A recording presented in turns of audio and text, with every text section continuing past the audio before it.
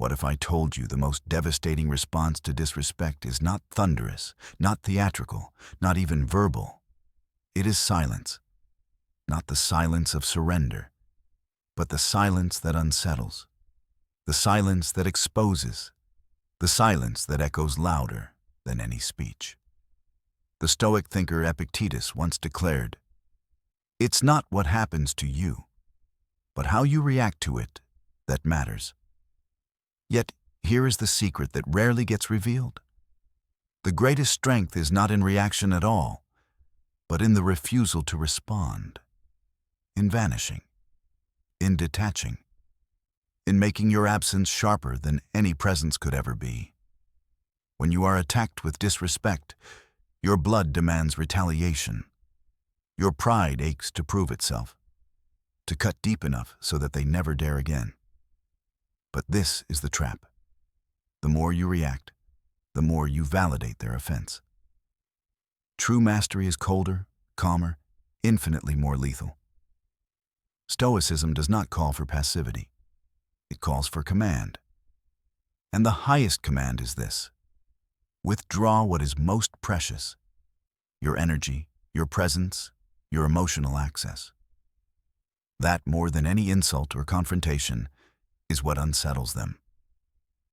This is not about turning the other cheek in weakness. It is about wielding silence as a weapon.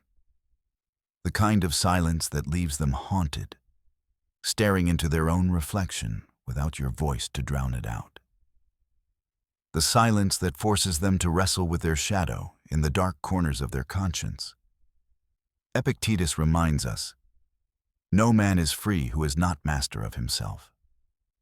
And this mastery, this sovereignty over impulse, is the true crown of power. If you have ever been dismissed, disrespected, underestimated, then this message is carved for you. Ahead, we will uncover 5 silent maneuvers that make the arrogant regret their mockery, not through argument or retaliation, but through the undeniable weight of your restraint. These are not tricks. They are disciplines, and once you hold them, you no longer beg for respect. You command it without speaking a word. Silent move 1. Withdraw access without explanation. There comes a moment, subtle yet seismic, when you finally see that the most commanding response is not in shouting, nor in pleading, nor in another weary explanation. It is in stepping back, completely, silently, without fanfare. Not as a petty gesture, not as a punishment, but as a profound recognition. Your energy is not communal property. Your presence is not an endless resource. Your soul is not a well for others to poison and then draw from again. When someone repeatedly disrespects you, they are not only violating a boundary, they are betting on your compliance. They rely on the belief that you will stay, that your patience will cradle their chaos, that your generosity will keep cushioning the blows of their disregard. They have built a pattern around your endurance, and that is precisely why withdrawal shatters them. A silent departure dismantles the very stage upon which their behavior performed. Epictetus, the unyielding voice of Stoic discipline, insisted that our suffering does not come from what happens to us, but from the meaning we attach to it. To pull away without rage, without drama, without the need for explanation, is to prove mastery of that teaching. You are no longer governed by their actions, nor enslaved to your reactions. Instead, you are choosing what he called conscious suffering, a temporary sting of separation rather than the slow rot of entanglement. And in that silence, you create an unbearable void. Most people live within predictable cycles of conflict. They anticipate tears, quarrels, long justifications that allow them to reassert dominance. But vanish from that script, and suddenly they are left without a partner in their performance. The silence becomes a mirror, stark and merciless, reflecting only their own conduct back to them. With no noise from you to distort the image, they must face themselves. And that is far more painful than your confrontation could ever be. This is not weakness. This is sovereignty. It is the discipline of refusing to bleed for those who refuse to heal. It is the quiet act of preservation, not the loud act of revenge. Stoicism does not demand that you fight battles where there is no honor. It invites you to walk away with clarity, to choose principle over impulse, peace over ego. The ego craves validation, longs to be understood, aches for closure. But wisdom knows that peace requires release. Yes, it hurts, especially when the disrespect is tangled in intimacy, a sibling, a friend, a lover. The ache to explain yourself, to be seen, to salvage what was, can feel overwhelming. But Epictetus would remind you that staying in such bonds only extends the injury. To persist is to collaborate with your own diminishment. To withdraw is to reclaim your throne. And when you leave quietly, without a speech, without venom, you carve your absence into their memory. You are not remembered as bitter, not as broken, but as someone who understood their worth so deeply that they no longer needed to announce it. Over time, that silence will speak in tones they cannot escape. While they waited for your tears, you gave them distance. While they expected your return, you gave them nothing. It is in that hollow space, in that deafening quiet, where their regret begins to gnaw. And long after your footsteps fade, the echo of your silence remains, reminding them of the one truth they never considered, that your absence was the loudest answer of all. Move 2. Level up in private. This is where the silence turns into something even more unsettling, not withdrawal, but transformation. Because it's one thing to disappear from their reach. It's another to evolve beyond recognition while they're left watching shadows of who you used to be. And here is the paradox. The quieter you grow, the louder the impact becomes. In a world drunk on validation, where every step is broadcasted for likes and approval, choosing to grow privately is a radical act of power.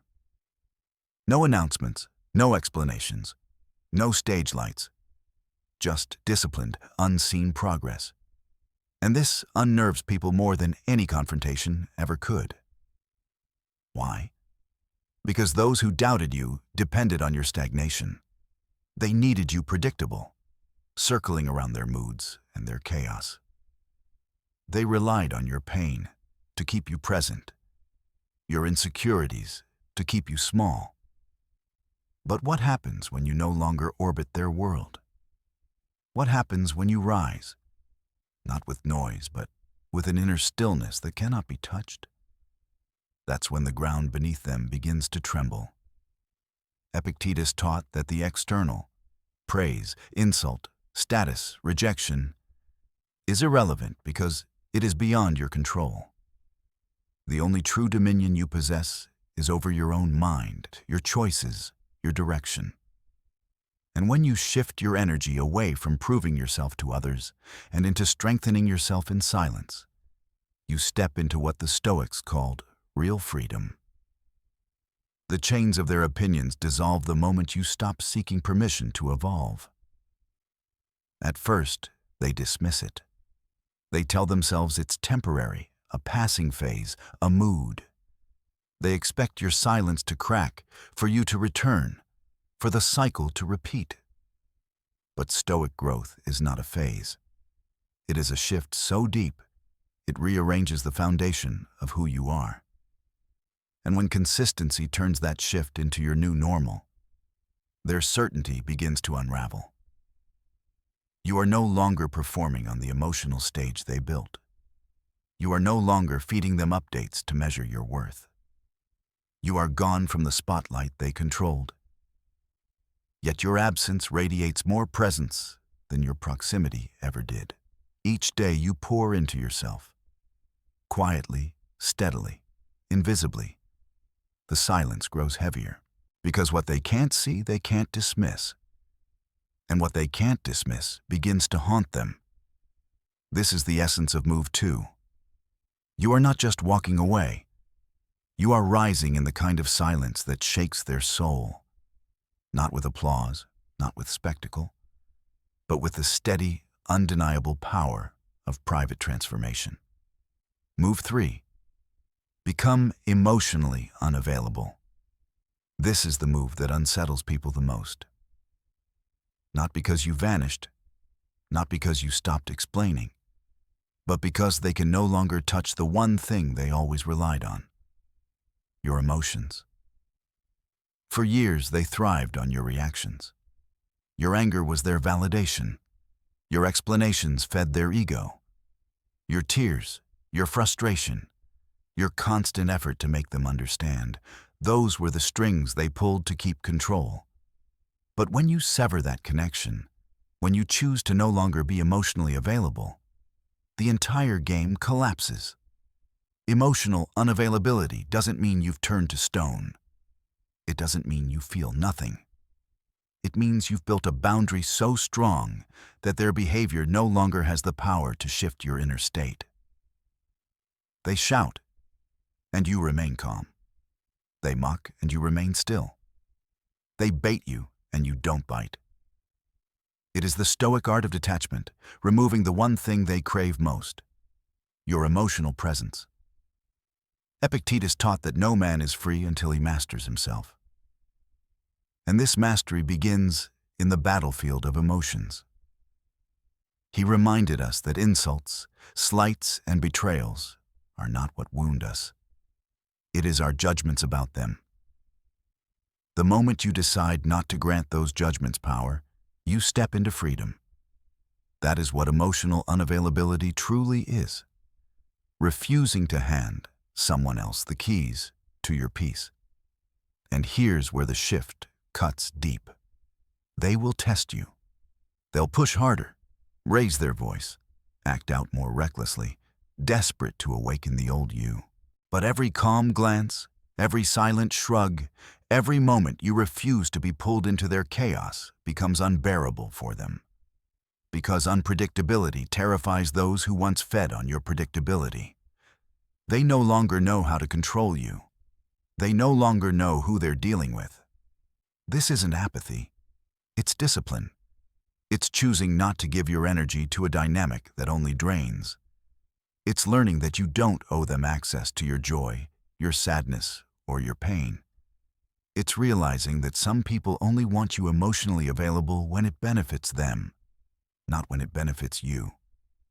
And the day you reclaim that access, you reclaim your power.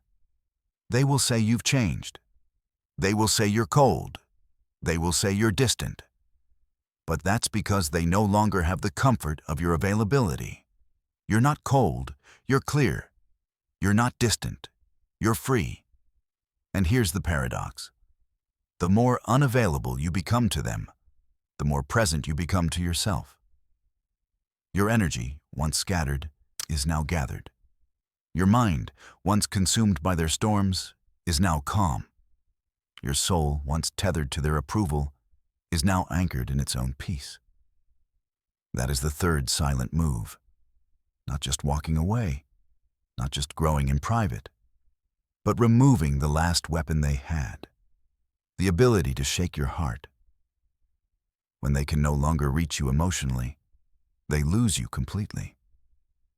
And that, more than anything, is what forces them to face themselves. It was strength refined into elegance. It was the quiet kind of power that cannot be debated, because it isn't proclaimed, it is lived. Princess Diana understood what many never do. Disengagement is not defeat, it is sovereignty. When she withdrew her emotional energy from those who thrived on her vulnerability, she didn't shrink, she ascended. She became untouchable, not because the noise around her stopped, but because she stopped lending it power. That is the essence of emotional unavailability. It is not numbness, not apathy, not indifference. It is precision. It is deciding where your emotions will live And who, if anyone, will have access to them? To outsiders, it may look cold, detached, even ruthless. But in reality, it is the warmest act of loyalty you can give yourself. You are saying, my peace is not up for negotiation. My mind is not a playground for your chaos. My emotions are not the currency you get to spend. Epictetus would have recognized this as the truest form of freedom. Freedom not just from external chains, but from the invisible ones. Approval, validation, the compulsion to defend yourself in the court of other people's opinions. And when you reach this state, something remarkable happens. You no longer chase closure because you've closed the door yourself. You no longer crave apologies because your healing is no longer held hostage by them. You no longer beg to be seen because you've chosen to see yourself. And here lies the paradox. Your silence, your calm detachment, your refusal to participate in their chaos, it disturbs them more than any confrontation ever could.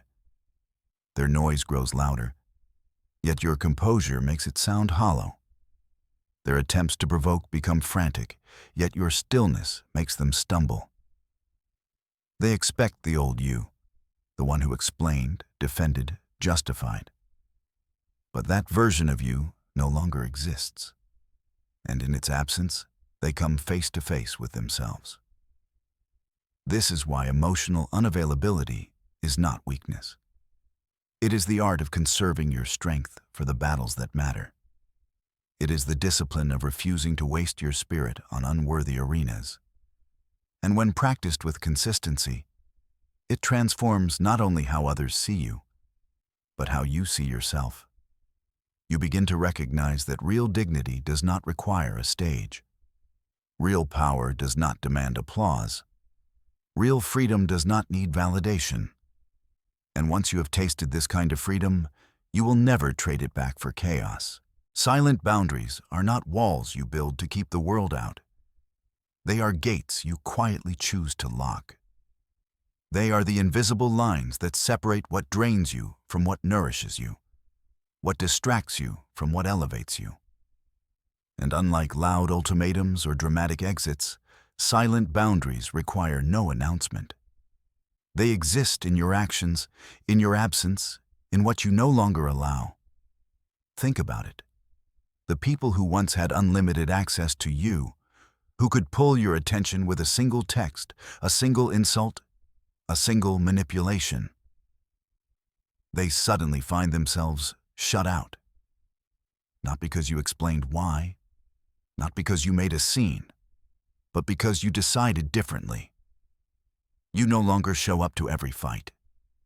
You no longer explain yourself to ears that don't listen. You no longer chase validation that never arrives. That quiet refusal is a boundary in motion. And the beauty of silent boundaries is that they shift the balance of power without confrontation. You don't have to argue. You don't have to convince. You don't even have to announce, I'm done. Your behavior declares it for you. The unanswered call, the unreturned message, the calm refusal to engage.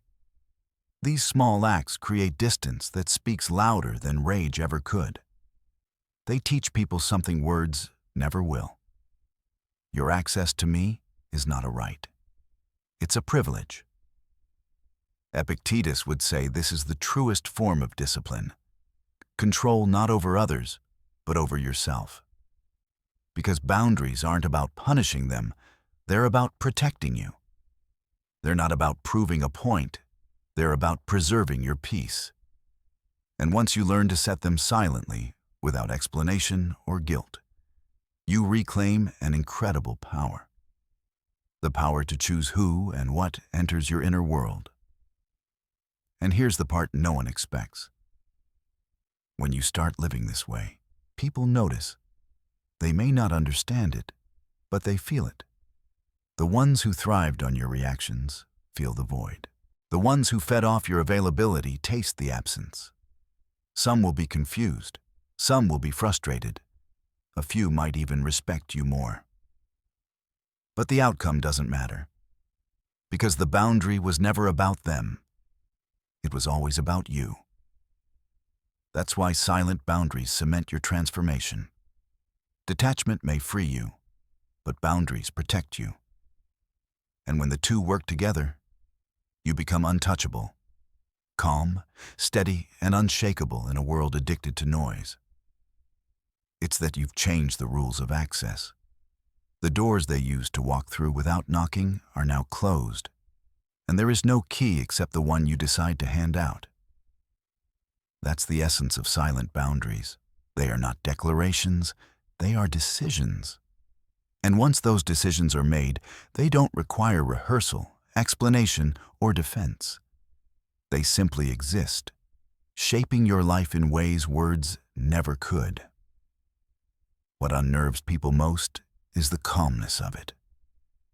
They expected the slammed door, the raised voice, the long emotional text explaining your pain. Instead, they're met with nothing. Just the absence of access, the quiet closing of space. And that void, that stillness, says more than confrontation ever could. It communicates a truth sharper than any argument. I value my peace more than I value your approval. This is where Epictetus's wisdom cuts through the noise. He taught that freedom begins not when others stop offending you, but when you stop surrendering your inner balance to their offenses. Boundaries, enforced in silence, are the living proof of this teaching. They reveal that your peace is not negotiable, not conditional, not something to be bartered with. It is sovereign. And here's the shift no one expects. When you enforce boundaries silently, you not only protect yourself, you transform the entire dynamic. Those who took you for granted begin to sense the loss. Those who thrived on your emotional reactions now starve in the vacuum of your composure. They feel the cold not because you punished them, but because you removed the warmth they once misused. And that realization unsettles them in ways no argument could. But for you, it's not about them. It never was. It's about proving to yourself that your energy matters, that your inner world is sacred, and that no one gets unlimited access unless they respect it. That's why silent boundaries are not acts of cruelty. They are acts of self-respect disguised as stillness. And once you learn to enforce them, you step into a level of control that cannot be rattled. Because silence, when rooted in clarity, isn't emptiness. It's authority. It's the invisible shield that guards your growth and forces the world to meet you on different terms. And that realization changes everything. The power no longer lies in their hands, it lies in yours. Disappearing with dignity isn't about hiding, and it isn't about silence as punishment. It's about silence as liberation. You're no longer trapped in the endless loops of arguments, explanations, and unfulfilled expectations. You've stepped outside of the cycle, and in doing so, you've taken back every ounce of energy that was once wasted trying to make the unworthy understand your worth. This is why the fifth move is the most haunting. It leaves no door half open, no thread dangling, no invitation to return. It is not dramatic. It is decisive. And that decisiveness radiates. People feel it in ways they cannot articulate. They expected anger, and instead they got serenity. They expected noise, and instead they got absence. That quiet becomes unforgettable, because it highlights a truth they never wanted to face. You were never dependent on them. It was they who depended on you. Epictetus would say, this is the essence of freedom, to owe no one your peace, to anchor yourself so firmly within your own values that no rejection, no disrespect, no disappointment can uproot you. When you disappear with dignity, you're not just leaving them, you're reuniting with yourself. You return to your priorities, your growth, your mission. You reclaim your time, your focus, and your sacred energy. And here's the paradox. The quieter you go, the louder the message becomes. They will replay the silence more than they ever replayed your words. They will remember the absence more vividly than any confrontation. Because stillness, when it follows years of noise, becomes unforgettable. But for you, there is no gloating. There is no satisfaction in their regret. There is only clarity, peace, and an unshakable calm that comes from knowing you finally chose yourself. You didn't need to win an argument. You didn't need closure. You didn't need validation. You needed freedom, and you claimed it. That is the final move. Not withdrawal out of weakness, but withdrawal as evolution. Not disappearance in bitterness, but disappearance in dignity. Because the most powerful statement you'll ever make is not what you say when you leave. It's the silence you carry after you're gone. Silence that lands like a steel door, sudden, clean, and impossible to reopen. Hook. Imagine the person who hurt you waiting for fireworks, for a speech, for proof that they still hold you, only to find nothing. Heighten. Hold that image. No clamor, no pleading, just a calm withdrawal that reshapes everything. In the next minutes, you'll learn 5 silent moves, simple, brutal, and practical, that turn your absence into the clearest statement you can make. Hold. 1. Withdraw access without explanation. There is a quiet hour when you finally realize your energy is not free for anyone to take. You stop explaining. You stop showing up for the reruns of the same hurt. This is not cruelty. It's recalibration. When people rely on your patience to cover their disrespect, your sudden absence collapses their stage. They have to stand in the mirror they once hid behind. Epictetus taught that we suffer more from our judgments than from events themselves.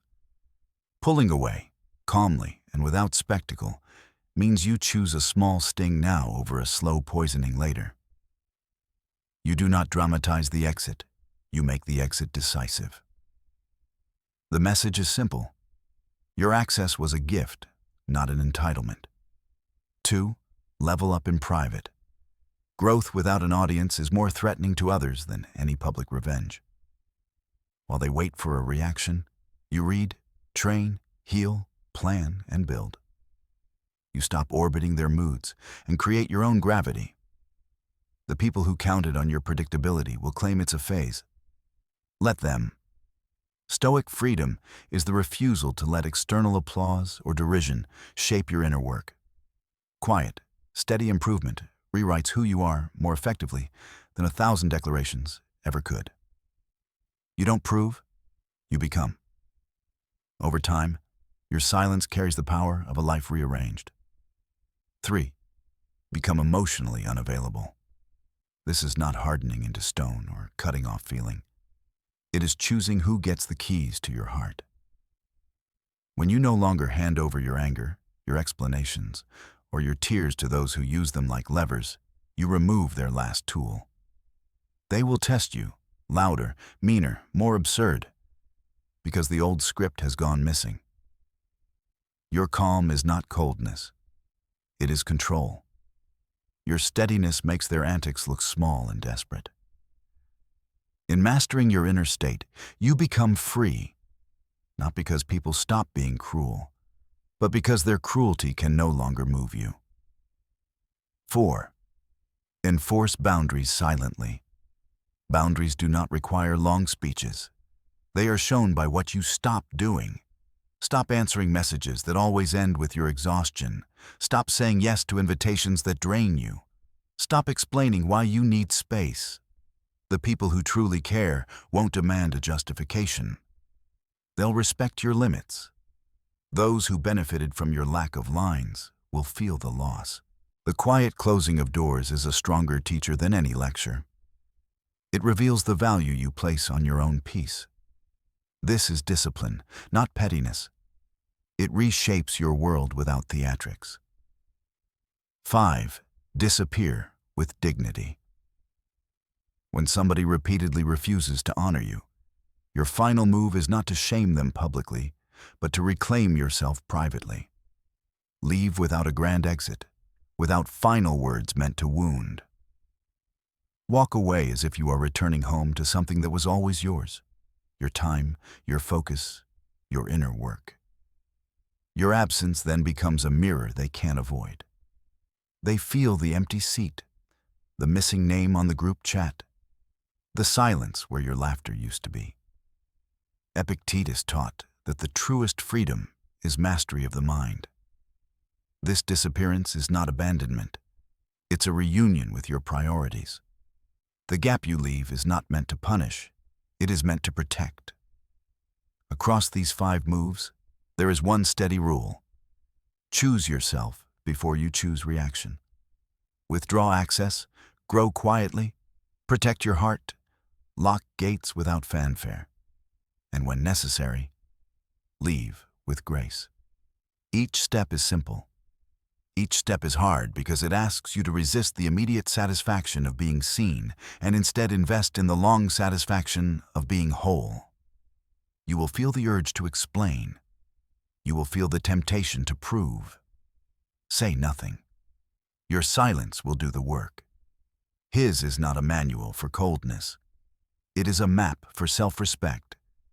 It is how you stop spending your life teaching people how to treat you and start living in a way that forces them to learn from their own reflection. The goal is not to make them suffer.